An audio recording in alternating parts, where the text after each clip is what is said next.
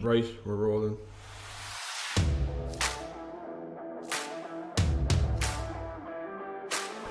On this podcast, we'll be talking about different areas of business and all things marketing.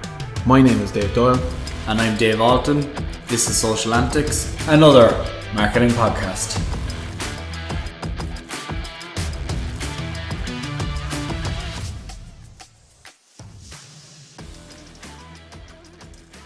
Hey everyone, welcome back to another episode of Social Antics. Dave, welcome back. It's been a while. You've been missing. You've been missing. Your dog ate our fucking studio. It's not doing me. I've done nothing. Like we took a few weeks break. A few weeks break because the dog ate the dog. thing. I've had an awful experience. The dog ate the charger for the laptop.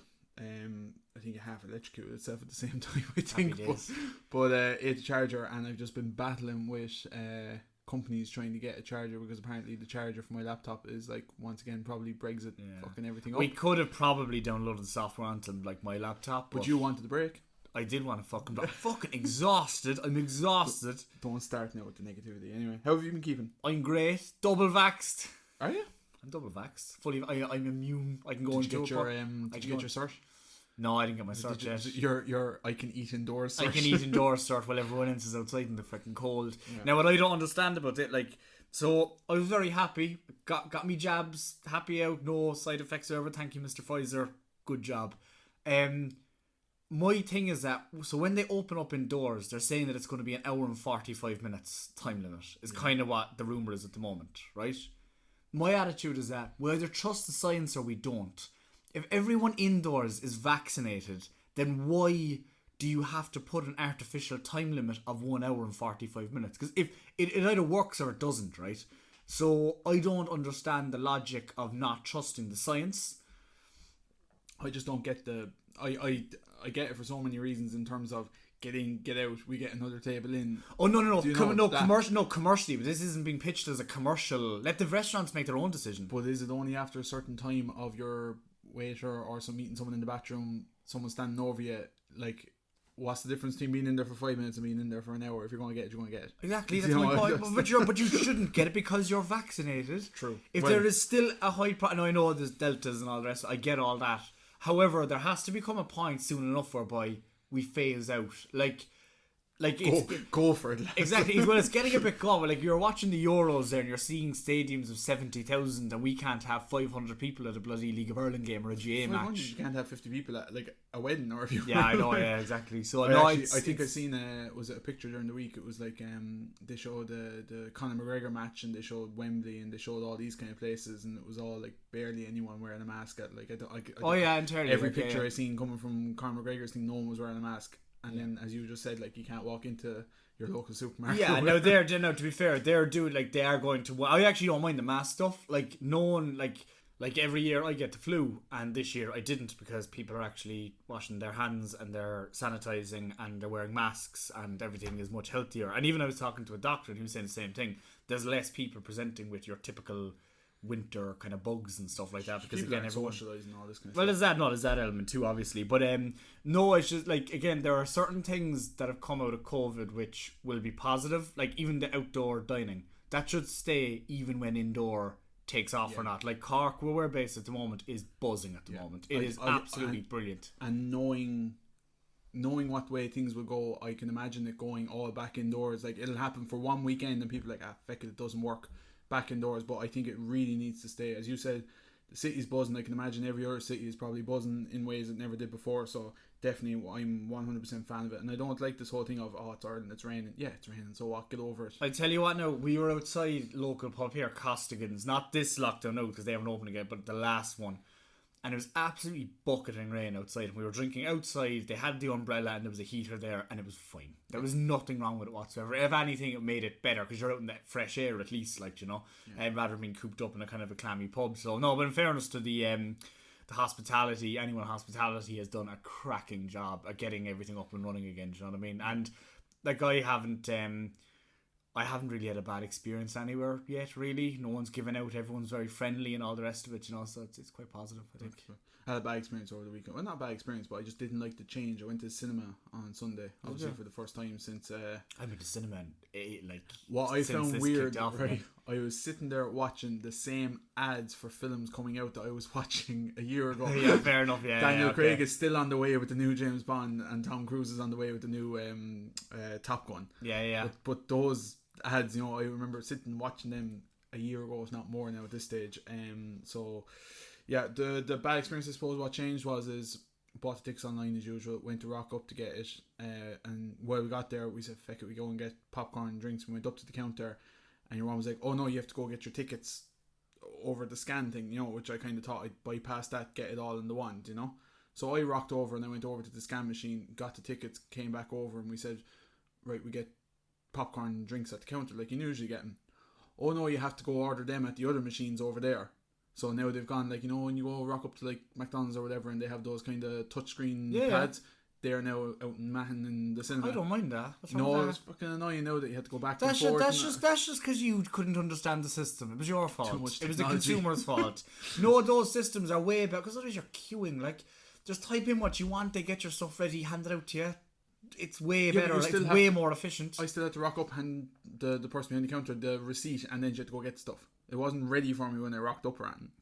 Oh no, that's stupid. Oh no, that is stupid. No, unless there's a system which you didn't bother checking. Oh no, I thought you meant you ordered, you got like a ticket number and they call exactly, yeah. Oh no, wasn't that? No, I had to walk up and I had to give her everything and. Well, that's just adding another step to the journey. Yeah. That's completely stupid. That's fucking ridiculous. Jesus Christ. Apart from that, the movie was good. I went to see Black Widow, and actually that was probably the first bit of news that I actually sent it to you over. It was actually very interesting over the last couple of days that.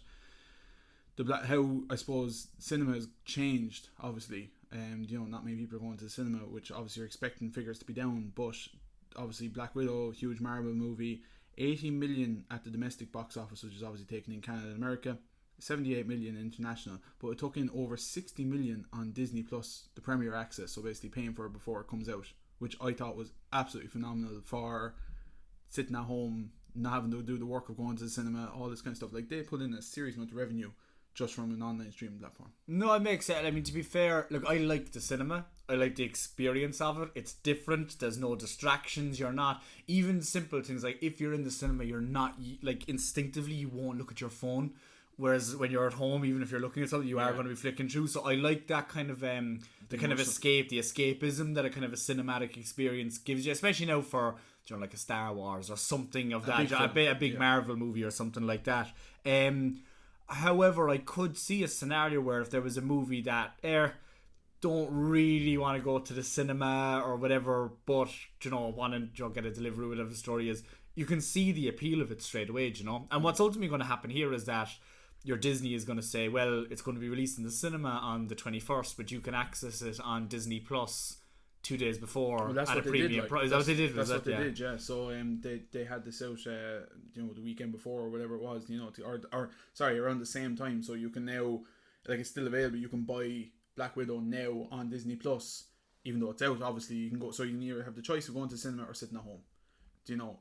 Which is great, obviously. But I think it just shows the potential even more for these platforms that they can double up on that as well. Because it wouldn't surprise me if. Like I heard with the latest Star Wars film, which is obviously old now, but they're going to release like a director's cut. So that's more likely what they're going to do, is that they're going to release a certain version of the film on, we say, the app, and then you can go to an extended version in the cinema, or vice versa. Just so you're getting a different experience of both, and therefore you're consuming twice, for want of a better word. So no, I think well, we said it before, what Disney are doing there are absolutely phenomenal. Again, they're the one. They have the 360 strategy. They've got the parks, they've got the films, and now they've got the streaming as well. Like, I mean, the idea of you going onto Disney and paying whatever 50 quid subscription, but if you pay your 50 quid subscription, you're also going to end up getting a discount in the park, so you get first preference, so you're entered into a draw to go to fucking Harry Potter Land, whatever the story is. That's an incredibly lucrative strategy the only one for that Disney. Pops in my head that I like. I don't know if Netflix does. If it does, or if it does, it's not strong enough that it sticks in my head. But Disney Plus are the only one that sticks in my head that they're actually advertising on Facebook and whatever, you know, Instagram. That they're all over my fucking Twitter feed. Yeah. Twitter as well. Like, you know, just I can picture them coming up in front of me. You know, so I can't picture the rest of them, which is interesting. But one thing I actually didn't try. I haven't paid for a stream on Disney Plus yet, like, you know, an exclusive or That's whatever because it you're is. using my fucking one. Oh, I am too, yeah. Thanks. But jeez, I must try it now and see if you get the bill. Actually, yeah, that's grand. Actually, I didn't need to go to the cinema at all. Fucking, I didn't think of that actually. Jesus, yeah. But what I would be interested in seeing is if you try an exclusive. I'm not sure if you have. If you try an exclusive on Disney Plus, is there ads before it? And that might be the next round of things. Will they start showing, like the cinema? Will they start showing 1 or 2 ads before? Obviously, they're going to show stuff for coming down the track on Disney Plus, but yeah, it depends what the ads are. So I don't mind, like, I actually enjoy going to the cinema and you get the exclusive ad, the footage that you haven't seen yet. What annoys me is what would annoy me is that if I'm paying 30 quid for an exclusive show and I'm seeing ads for personal fucking dishwasher tablets, that will piss me off. Yeah. Because that's, you're paying for that like the way that the whole streaming ecosystem has been built is all around ad free. That's the whole, it's why people can use Spotify for free, no problems at all, but you get ads. But people are quite happy to pay their 10, 12, whatever it is now a month to bypass that. I think if you're paying a subscription to Disney and then you're paying a premium for the exclusive content and then you're still getting served ads, I don't think that would be a good model for them, to be honest with you. Interesting. Any news pop up for you over the last, I suppose, I don't know, a couple of weeks, we'll say.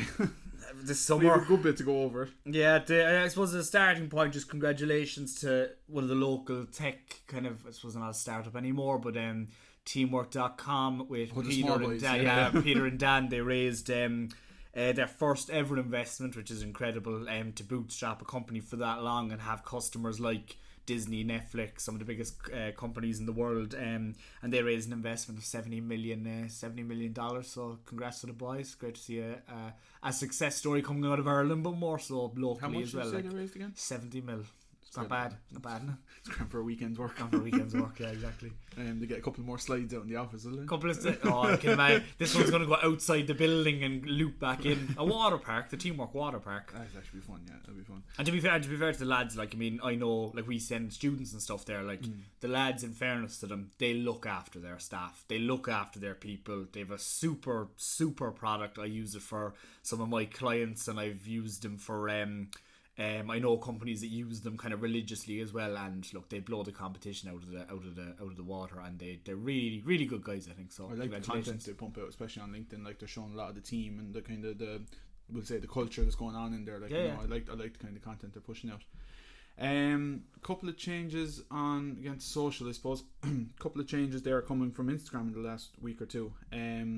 Boss man Adam, I can't pronounce his second name, Mosseri, the head of Instagram, came out in a video post last week and basically said that YouTube is going to be changing from its typical photo posting. It's going to be Instagram. Sorry, I'm looking at notes here that he said they're looking, after seeing the success of competitors like TikTok and YouTube, they're going to change and they're going to focus more on video. So they're actually planning on getting rid of the photo sharing side of things, which I thought was a very interesting move. I don't know if it's the best move.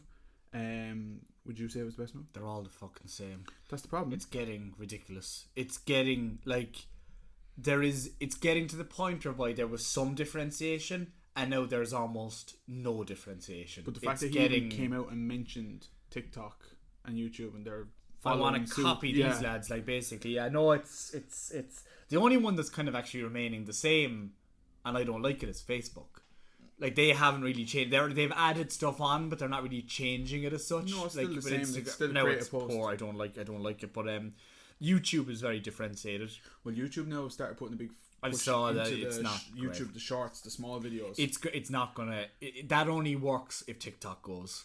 I went on it the last day and it was all the same content. You won't use both platforms, I don't think. The algorithm is actually fairly high there for the YouTube shorts, and it's actually given a good bit of reach. So it is worth. The same as TikTok. Well, it is, yeah. TikTok is interesting. I know I give out about plenty of times, but I probably waste about half an hour of every day now. Only half an hour is good. Yeah. I tried to cap it at have a lock. Oh no, it's brilliant. Like, no, in fairness, from a consumer, it's from a marketer perspective, it's difficult. Yeah, because you're streamlining yourself into one particular kind of niche. You know, you have to create particular content for it, if that makes sense. It's actually the one platform that in reality, so if you create, I'm running a campaign at the moment. I shoot the video or get the lads to shoot the video, and you cut it in different ways for Instagram, Twitter, Facebook. With TikTok, it doesn't work. You need to actually do it in a certain way. And what's funnier is the more, we say, polished the content is, it's just not going to work.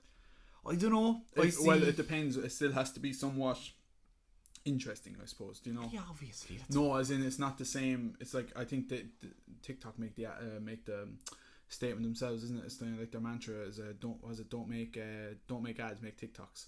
That's no, that's fair. No, that's fair. No, and again, look, content creators are getting better all the time. Do you know what I mean? Like, if there's guys there now, and look, they've got a good camera and all this, but like, I mean, the stuff that people are, I still maintain that TikTok is for creators.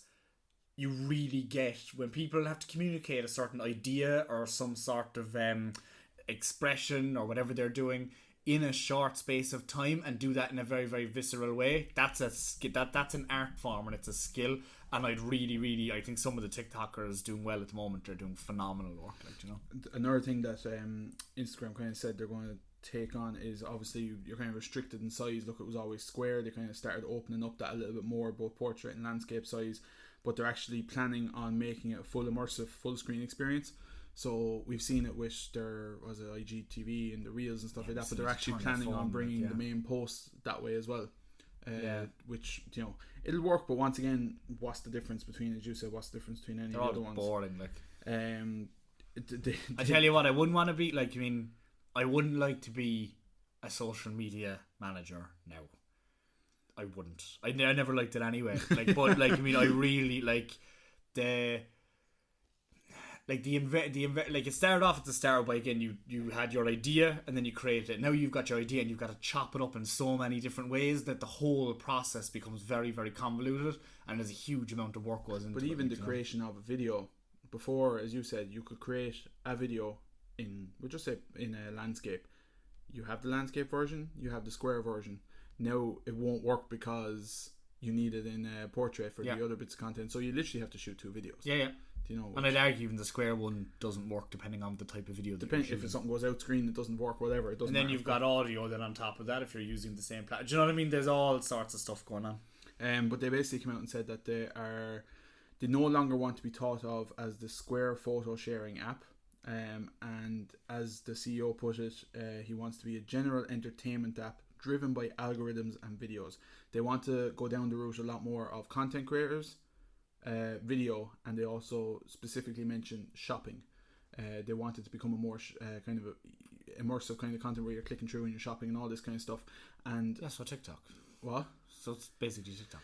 Well, yes and no. They're also trying out a thing with the swipe up feature.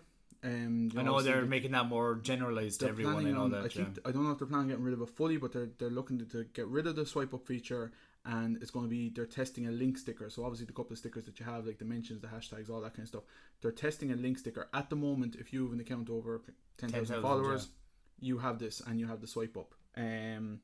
But if everyone has access to a link sticker, it then starts asking the question, one, what's the problem, and you know, what's the need to get to the 10,000? And the other side of it is, does it take away that exclusivity of influencers? Yeah, but fine. Fuck them. Fine for you, but it's a whole. Do you know? I get it's going to change the whole modelling and industry again. I disagree. These are all just superficial changes. The big next one for me is the e-commerce integration stuff, which TikTok are doubling down big on at the moment, and Instagram are looking to double down on it as well. But again, and we said it before, these apps live and die based on their entertainment value. I will say, the more they make these shopping apps, the less attractive they are going to be to people. It has to be 100%. Done in a very, very clever way. And even I find, like, even with TikTok, I don't get a lot of ads, but the ads that I do, they actually frustrate me quite a lot. Do you know what I mean?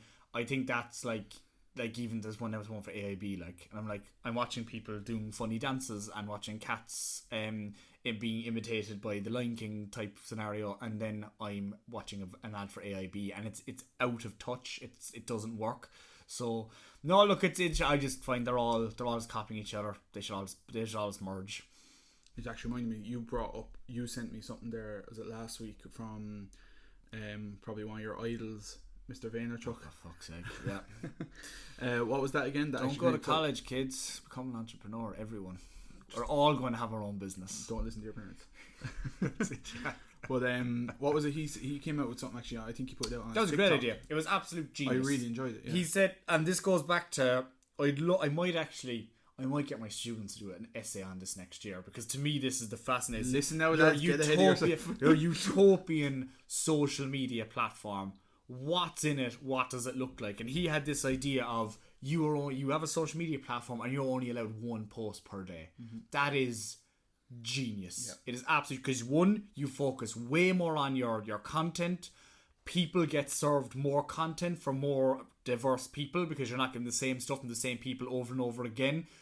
It also, I suppose, it increases the content quality. Combine that then with, if everyone has a verified account, that would make it even better again, because it's real people as opposed to just nonsense content. I think it is absolute. It's a great idea. I think it's a superb idea.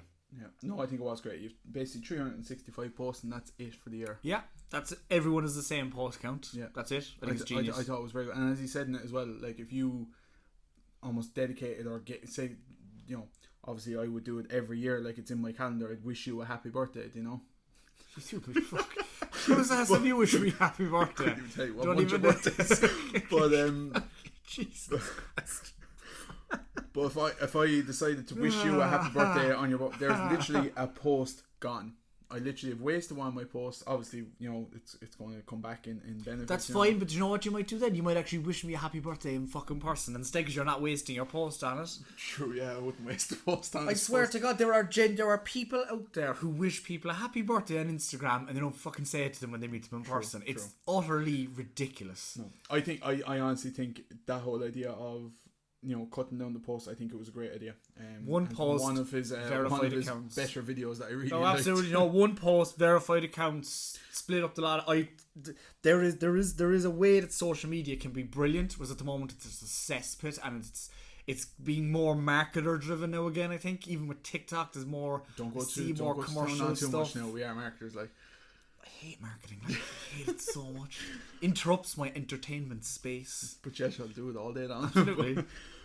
You mentioned there about the verified accounts. Yesterday or the day before? There was a petition basically. Well, it was set up earlier in the year, but it now has over 300,000 signatures on it for social media sites to require ID on sign up. Something we've talked about a good few times here. It was actually set up by Katie Price. Not sure if you knew that. But Katie Price is in Jordan. Katie Price, yeah, because following the abuse she got aimed at her and her son online. But she set it up earlier in the year. But it's after shooting in the last couple of days due to the Euros and the racial abuse that was aimed at some of the England players after their defeat in the Euros. So now that it's after receiving such a high quota, it's actually going to be debated by government, which we have talked about here loads of times. It's definitely a step in the right direction. Oh no, it needs to come in. It's so the Euros was great. Watched the final, great match, and naturally, the rivalry, Ireland, England, so on and so forth. Irish Twitter was quite jovial after. I was standing out in the back garden during the penalties, and I was just because you couldn't watch them, or just I couldn't be arsed. I had no interest in watching it. But what was funny was I kind of was half following on Twitter, like I was seeing different posts about it. But what I done, I was actually following. I clicked onto the whatever the main hashtag was, and was following it, and I was listening to cheers. I could hear the cheering up the road, basically. And then I was refreshing on Twitter, and I was like, England missed, Italy score, whatever it was. Like it was actually quite comical. Like it was actually I was listening. It was almost like getting it in real time by the cheers, and I kind of knew what was going on. It was funny. But yeah, no. As you said, yeah, definitely. It's we talked about it there. It's a step in the right direction. After all the abuse that happened. Yeah, no, it's like Irish Twitter the last day, again, quite jovial, but then immediately, as soon as the final whistle went, everything changed. Yeah. And one of my buddies messaged me, and he said, turn off social media for this evening, because the three lads that missed the penalties were black. Mm-hmm. And you knew straight away it's just going to be a fucking turkey shoot with these racist bastards coming out and fucking abusing people. And it was so and what was very strange, which I thought was the commentary from people was almost like, oh no, weren't they so brave to step forward and take a penalty? They don't deserve the racist abuse. They don't deserve the racist abuse fucking anyway. Do you know what I mean? It was just kind of this, like, I don't know, it was very, very strange, but there was almost this kind of fear that this is what's going to happen. In London, apparently, was like very bad that night with stabbings and people attacking. I saw loads of stuff on TikTok. It's just a really kind of it doesn't do much for British culture, I have to say. Like, I mean, a lot of people go like, oh yeah, well, there's a minority, a race of that. There was too much of it going on for you to consider it a minority. You know, it's this clear problem. Now, I would say that why the social media platforms do not ban certain words, do not immediately delete accounts and delete the IP and block the IP addresses associated with those accounts, or whoever you might do. I'm not a tech guy. And basically clear the whole thing out. But ultimately, this needs to be verified accounts. Submit, like you would with a gambling app, submit your passport, whatever the case may be. They have your identification. Everything is verified. All businesses are verified. And then it cuts a lot of the stuff out. Now, I would say the one thing that it's done is that it's opened up everyone's eyes to, no, there is a big problem here that needs to be fixed. Whereas before it was like, oh no, it's a minority and it's small because it's only 90,000 people in the stadium. When you see thousands and thousands and thousands of posts which are racially motivated, you see, no, there is a big fucking problem here. Like, look, and hopefully we'll track it over the next couple of weeks. But we definitely have been talking about it for the last few weeks that a verification needs to come in, and as you just said, it's definitely a step. And it's just better. Like, I actually, like, to be fair, my feed isn't too bad because I wouldn't follow like anyone that I don't really know, and it's generally Instagram are going to fucking change that now with their whole changes coming in, because that's one of the things they want to bring. They want to give you recommended content on even topics that are not, that you don't follow, basically. So they want to spread your kind so they're actually probably going to take that model, like kind of TikTok do that, I suppose. Yeah, like they do, give you a bit of content here and there. there. They throw stuff in, and if you watch it or you engage, they'll know in future. But Instagram are definitely going down that route. What I found interesting, the lead up in the last week, is how many brands hopped on the whole it's coming home. You know, brands, celebs, all that kind of sponsored posts. Sick of seeing it. Coming Rome. Well, it's coming Rome. Following on from the sports, obviously my main area, sports marketing. Oh, I know, you're a big sporty guy, yeah, absolutely. Well, in fairness.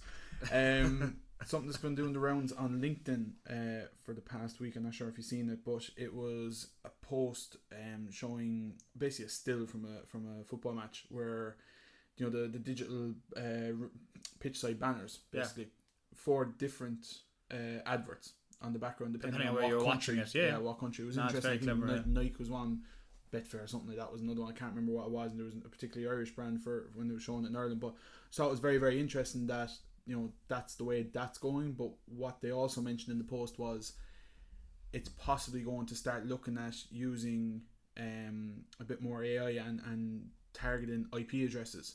So like your Facebook targeting, your Google targeting, all this kind of stuff. It's going to know what your interests are. Obviously, if you have a smart TV or you're watching on your computer or whatever it is, it's going to feed you content based on your history, basically. So it's going to be interesting to see what kind of ads they're going to start feeding into matches on those. It makes sense. I mean, the commercial value of sport is now greater than the value of the gate receipts. So the supporters are naturally not as important, shall we say.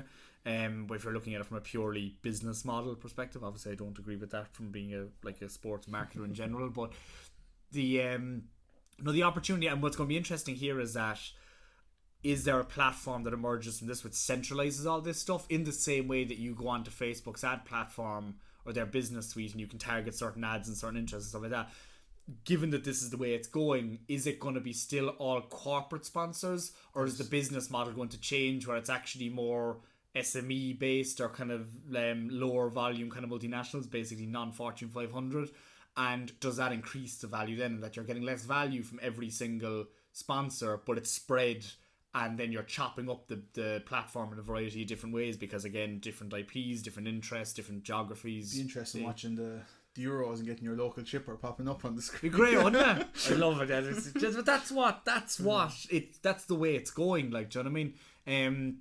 So no, I think it's interesting, and again, I think that would be great because it's another opportunity. Again, I think we live in a world at the moment where marketing and the opportunities afforded to marketers is becoming very, very boring, because you essentially have the social media channels, which organic reaches, with probably the exception of TikTok, is nigh on impossible to build a brand now, or it's very, very difficult.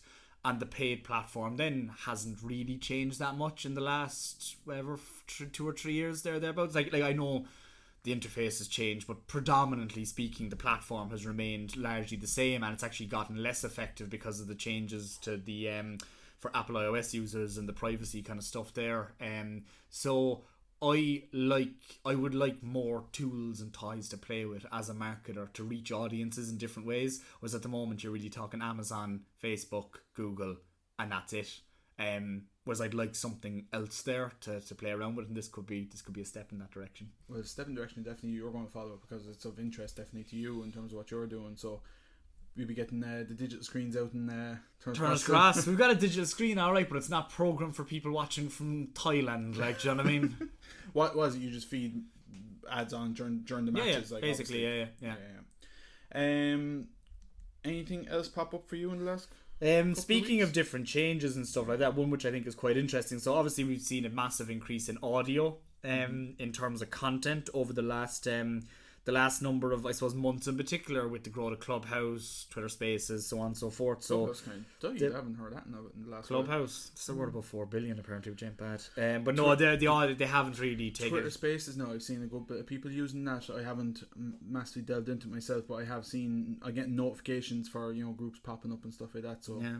Interesting. But there's more with the audio growth now. There's some companies starting to look at, okay, how can we enhance the effectiveness of this to increase engagement, which is again what I was talking about a minute ago in terms of different opportunities being afforded to marketers. So Dunkin' Donuts drove 238% higher engagement with their audio ads when piloting a new solution that dynamically matches ad content with what the user is listening to in real time. And this has basically been developed by a company called AI Music, and they call it Symphonic ads, which I definitely pronounced incorrectly, but effectively Symphonic, yeah, whatever the fuck it is not.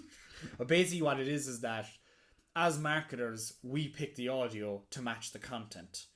This company now is saying, no, you have your content which is presented in a variety of different ways, but the audio that the consumer listens to, or that the consumer hears, will be based off of what they are listening to at any moment in time. So if you're a big fan of Westlife, for example, the tone of a Westlife song will be kind of linked with the music that you hear in the background. Okay. So it's not disrupting the experience as much, basically, and it's going to be music that you like. And you like, yourself, and it's a strange one actually, in that if you look at a number of years ago, a lot of people were saying like, oh, well, ads are consumed, or 90% of ads are consumed with the sound off, and therefore a lot of people kind of stopped going with ads. Yeah, sound is one of the most important things from a kind of a 360 sensory experience, in terms of creating content which actually resonates with the consumer. So therefore, by having audio that is linked in not only with the ad but also linked in with the consumer's own tastes,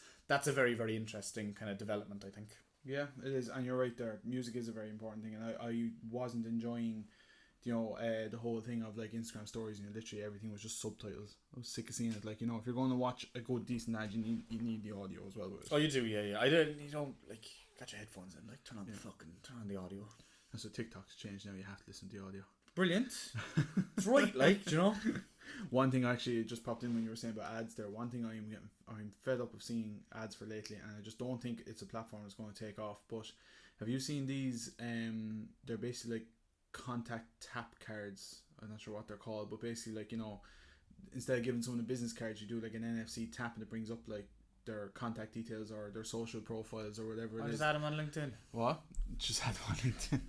I don't do business cards. I do LinkedIn, yeah. Famous words. That's an in-joke, right, Fern? I'll tell that story now, right? I was at one of Dave's talks one day.